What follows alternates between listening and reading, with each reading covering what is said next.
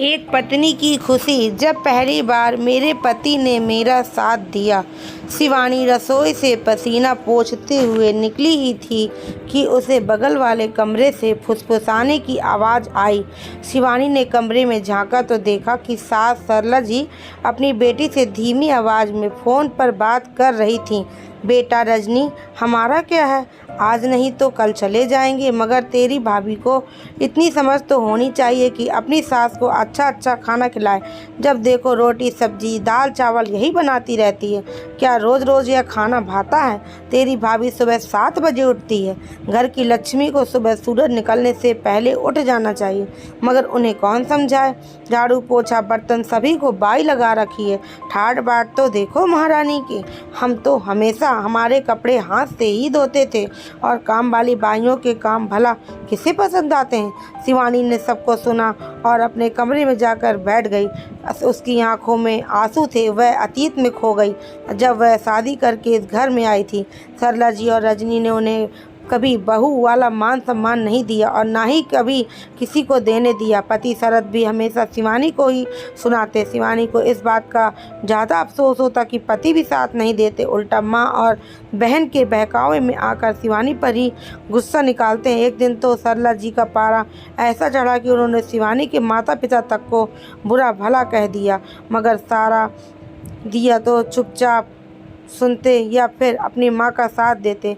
अब तो शिवानी को आदत हो गई थी ताने और उलाहने सुनने की।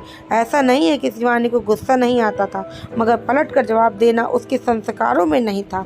शिवानी मन ही मन कुढ़ती मायके में भी नहीं बता सकती थी।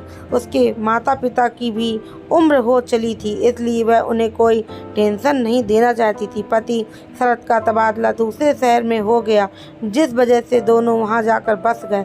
दूसरे शहर आकर 6 महीने ही हुए थे कि सासू माँ सरला जी को हार्ट अटैक आया, और सरला जी का ऑपरेशन करवाकर सास और ससुर को शरद यहीं ले आए। बेटी रजनी की शादी हो चुकी थी। अब सरला जी फ़ोन पर बेटी को सारी राम कहानी सुनाती रहती थी, मम्मा मम्मा कहते हुए। 4 साल की सोनू जब कमरे में आई तब शिवानी की तंद्रा टूटी। उसने सोनू को गोद में भर लिया और उसके साथ खेलने लगी। सरला जी बोली, शिवानी, खाना बन गया हो तो लगा लो। शिवानी रसोई से दाल चावल सब्जी रोटी ले आई। उतने में शरद भी आकर डाइनिंग टेबल पर बैठ गए। शरद को देखते ही सरला जी बोली, मुझे तो आजकल खाने में कोई स्वाद ही नहीं लगता। यह बीमारों वाला खाना रोज़ रोज़ खाया नहीं जाता। शरद बोला, माँ, आपको तला हुआ और चटपटा खाना खाने के लिए डॉक्टर ने मना किया है, इसलिए शिवानी रोज़ यह खाना बनाती है। पकौड़े बड़ा समोसे यह सब हम भी नहीं खा रहे हैं, बल्कि आपको तो यह सोचना चाहिए कि मेरी वजह से घर में तला खाना ही नहीं बन रहा और ना ही कोई खा रहा है। पिछले 7 साल आपकी बाईपास सर्जरी हो चुकी है। आपके हार्ट की समस्या की वजह से घर में तेल घी का इस्तेमाल काफ़ी कम हो गया है। हम भी नहीं खाते हैं। सरला जी बेटे का जवाब सुनकर चुप बैठ गईं। दूसरे दिन जब शिवानी कपड़े धोने की मशीन लगा रही थी, सरला जी बोली, बहू, यह रोज़ रोज़ मशीन लगाती हो, जानती हो बिल कितना आता है? शरद ऑफिस के लिए तैयार हो रहा था। वह सुनकर बाहर आया और बोला, हाँ माँ, जानते हैं बिल कितना आता है, और वह बिल मैं ही भरता हूँ, इसलिए आपको चिंता करने की कोई ज़रूरत नहीं है। और अगर शिवानी दिन भर कपड़े बर्तन यही करेगी तो दूसरे काम कब करेगी? सरला जी फिर चुप होकर बैठ गईं। शिवानी के लिए पल जिंदगी के खुशनुमा पल थे, जब पति शरद उसका साथ देता। आज शरद पहली बार शिवानी के लिए गजरा लेकर आया था और अपने हाथों से उसे शिवानी के बालों में लगाकर बोला, शिवानी, हो सके तो मुझे माफ़ कर देना। शिवानी बोली, क्यों?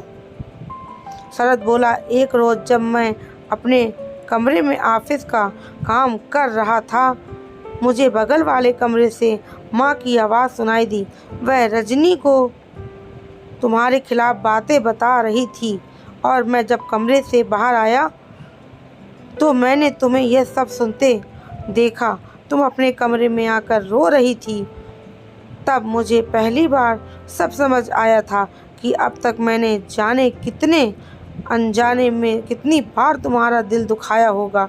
शिवानी बोली, आप समझ गए ना, और आपने मेरा साथ दिया। यह मेरी ज़िंदगी के सबसे खुशनुमा पल हैं। मैं इन्हें कभी नहीं भूलूंगी। दोस्तों, आपको मेरी कहानी कैसी लगी? आपको मेरी कहानी थोड़ी सी पसंद आई हो तो प्लीज़ मेरे चैनल को लाइक करिए, शेयर करिए, सब्सक्राइब करिए, बेल आइकन को जरूर से प्रेस करिए ताकि आने वाले वीडियो की नोटिफिकेशन आप तक सबसे पहले पहुँच सके। तब तक के लिए जय हिंद, वंदे मातरम।